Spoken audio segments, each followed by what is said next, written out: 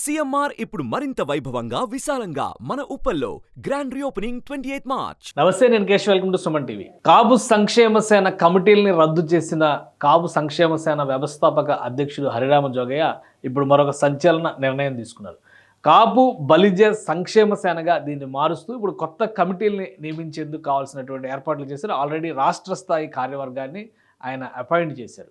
ఇక జిల్లా స్థాయిలో కూడా కమిటీలు నియమిస్తామనేటువంటి మాట ప్రకటించారు. అదే క్రమంలో ఈ సంస్థని ఏర్పాటు చేసినటువంటి ముఖ్య ఉద్దేశాన్ని మరొకసారి వివరించారు. ఎన్నికల తర్వాత కొత్త కమిటీల నియామకం ఉంటుందని గతంలో లేఖ రూపంలో వెల్లడించినటువంటి హరిరామ జోగయ్య అనూహ్యంగా ఇప్పుడు కమిటీలను ఎందుకు పునరుద్ధరించారు, వాళ్ళకి ఇచ్చినటువంటి టాస్క్ ఏంటి, ఈ అంశాన్ని విశ్లేషించేటువంటి ప్రయత్నం చేద్దాం. హరిరామ జోగయ్య రాసినటువంటి లేఖలో ఉన్నటువంటి ప్రధానమైన అంశాలని ఒకసారి పరిశీలిద్దాం. ఇది హరిరామ జోగయ్య రాసినటువంటి లెటరు. సీనియర్ పొలిటీషియన్, మాజీ పార్లమెంటు సభ్యులు, అలానే మాజీ మంత్రిగా కూడా ఉన్నటువంటి నాయకుడు, ఆయన రాసినటువంటి లెటర్ ఇది.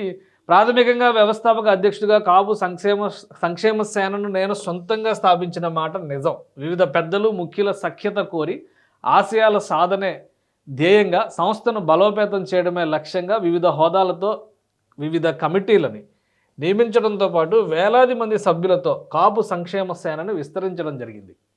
ఈ సంస్థలో వైఎస్ఆర్ పార్టీ మినహా సంస్థ ఆశయాలకు, రూల్స్కు లోబడి పనిచేయగల వారు మాత్రమే సభ్యులుగా ఉండడానికి అర్హులుగా ప్రకటించడం జరిగింది. అంటే సంస్థలో సభ్యత్వాల విషయంలో కూడా ఒక క్లారిటీని ఆయన అనౌన్స్ చేసినటువంటి పరిస్థితి. దానికి సంబంధించినటువంటి అంశాలను విశ్లేషించేటువంటి ప్రయత్నం చేశారు. ఈ లేఖలో మరికొన్ని ముఖ్యమైనటువంటి అంశాలను కూడా ప్రస్తావించారు హరిరామ జోగయ్య గారు.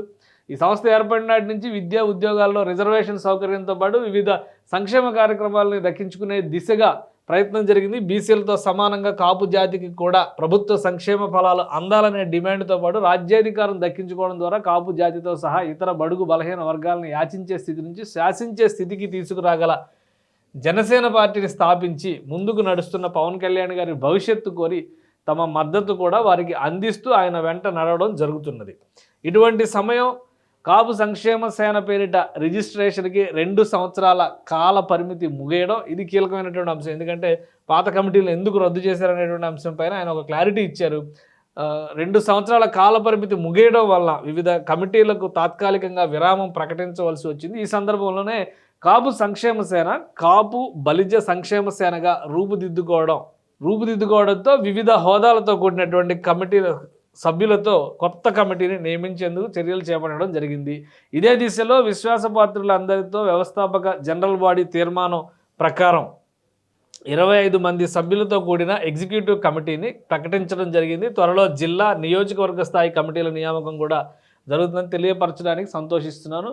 ఇక ముందు కూడా జనసేన అధినేత ఎదుగుదలకు కాపు బలిజ సంక్షేమ సేన మద్దతు కొనసాగిస్తుందని తెలియజేస్తున్నాను. ఇది హరిరామ జోగయ్య గారు రాసినటువంటి లెటరు. అంటే కాపు సంక్షేమ సేనని విస్తరించినటువంటి రూపం కాపు బలిజ సంక్షేమ సేన. ఎందుకంటే ఆంధ్ర కోస్తా ప్రాంతంలో కాపులు అనేటువంటి పరిస్థితి, రాయలసీమ ప్రాంతంలో బలిజలుగా ఉన్నటువంటి పరిస్థితి. సో ఇవన్నీ కాపు, బలిజ, తెలగ, ఒంటరి ఇలా కులాలన్నీ కలిసినటువంటి కాపు సముదాయంగా చూస్తున్నటువంటి పరిస్థితి ఉంది. ఈ నేపథ్యంలో ఆయన కాపు సంక్షేమ సేనని కాపు బలిజ సంక్షేమ సేనగా విస్తరించారు. దానికి సంబంధించినటువంటి కమిటీని కూడా హరిరామ జోగయ్య గారు ప్రకటించేది. కాపు బలిజ సంక్షేమ సేన వ్యవస్థాపక జనరల్ బాడీ తీర్మానం ప్రకారం కింద ఉదహరించినటువంటి ఆఫీస్ బేరర్లు మరియు సభ్యులు కాపు సంక్షేమ సేన ఎగ్జిక్యూటివ్ కమిటీ సభ్యులుగా నియమించడం జరిగింది. వారు కాపు బలిజ సంక్షేమ సేన బైలాలో నిర్దేశించబడినటువంటి సిద్ధాంతాలకు మరియు రూల్స్కు లోబడి వారికి అప్పచెప్పబడినటువంటి బాధ్యతలని సక్రమంగా నిర్వహిస్తారని ఆశిస్తున్నాము. ఇది కమిటీ అనౌన్స్ చేశారు. ఎగ్జిక్యూటివ్ కమిటీలో ఉన్నటువంటి మెంబర్స్.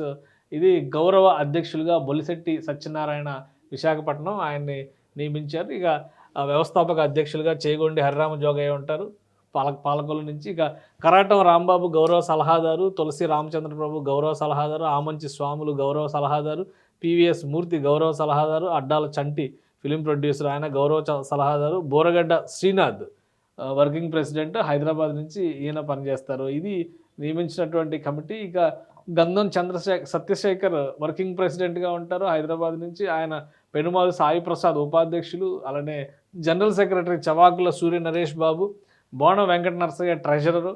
ఇక విభాగాలు కూడా వివిధ విభాగాలు: రాష్ట్ర రైతు విభాగం, యువజన విభాగం, తెలంగాణ రాష్ట్ర విభాగ అధ్యక్షుడు, సాంస్కృతిక విభాగం, లీగల్ సెల్ అధ్యక్షుడు, అలానే ఉమ్మడి కడప, అన్నమయ్య జిల్లాల కోఆర్డినేటర్, తిరుపతి, చిత్తూరు జిల్లాల కోఆర్డినేటర్, ఇట్లా ఈ నియామకాలన్నీ కూడా జరిగినాయి. ఇలానే ఉమ్మడి జిల్లాలకు సంబంధించినటువంటి కోఆర్డినేటర్ల నియామకాలు కూడా చేశారు. ఉమ్మడి కర్నూలు నంద్యాల జిల్లా, అలానే ఉమ్మడి అనంతపురం సత్యసాయి జిల్లా, ఉమ్మడి గుంటూరు బాపట్ల జిల్లాలు, ఉమ్మడి కృష్ణా జిల్లా, అంటే ఉత్తరాంధ్ర జిల్లాల కోఆర్డినేటరు, 2 బాపట్ల జిల్లాల ఇన్ఛార్జి గ్రేటర్ రాయలసీమ, అలానే ఉమ్మడి పశ్చిమ గోదావరి జిల్లా ఇన్ఛార్జి, ఇట్లా మొత్తం అన్నిటికీ కూడా కమిటీల నియామకం చేశారు. ఓవరాల్గా 26 మంది సభ్యులతో ఈ కమిటీలు, గౌరవ అధ్యక్షులతో కూడినటువంటి మొత్తం లెక్క చూస్తే కనుక 26 మంది లెక్క తేలుతున్నటువంటి పరిస్థితి ఉంది. సో ఇది కాపు బలిజ సంక్షేమ సేన పేరుతో కొత్తగా కాపు సంక్షేమ సేన తన రూపాన్ని విస్తరించుకున్నటువంటి పరిస్థితిని ఆవిష్కరించారు హరిరామ జోగయ్య గారు. వీరందరితో పాటు రాబోయేటువంటి రోజుల్లో జిల్లాలకి కమిటీలు, అదే ఉమ్మడి జిల్లాల కమిటీలు నియమించబోతారా లేదా విభజించిన జిల్లాల కమిటీలు నియమించబోతారా అనేది త్వరలో తెలుస్తుంది. అలాగే నియోజకవర్గ స్థాయిలో కూడా ఈ కమిటీల ఏర్పాటుకు చర్యలు తీసుకున్నట్టుగా చెప్తున్నారు. జనసేన పార్టీకి అనుబంధంగా పనిచేసేటువంటి విధానం విషయంలో ఎలాంటి మార్పు లేదు అనేటువంటి సంకేతాలు హరిరామ జోగయ్య ఇచ్చారు. రాబోయేటువంటి ఎన్నికల్లో కూడా జనసేన పార్టీ గెలుపు కోసం శ్రమించే విధంగా ఈ కమిటీలు, అలానే కాపు బలిజ సంక్షేమ సేన కృషి చేస్తుంది అనేటువంటి సంకేతాలను ఆయన ఇచ్చారు.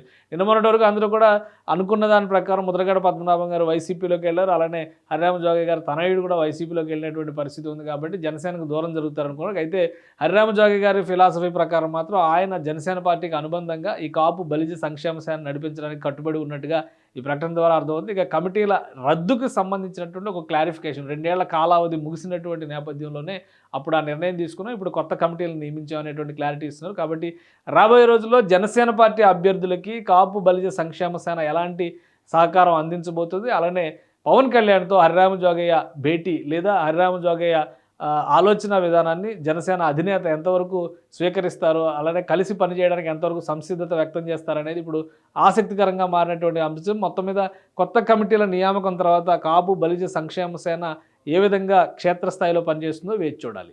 సుమన్ టీవీలో మీ పర్సనల్ అండ్ బిజినెస్ ప్రమోషన్స్ కోసం కింది నెంబర్కి కాంటాక్ట్ చేయండి.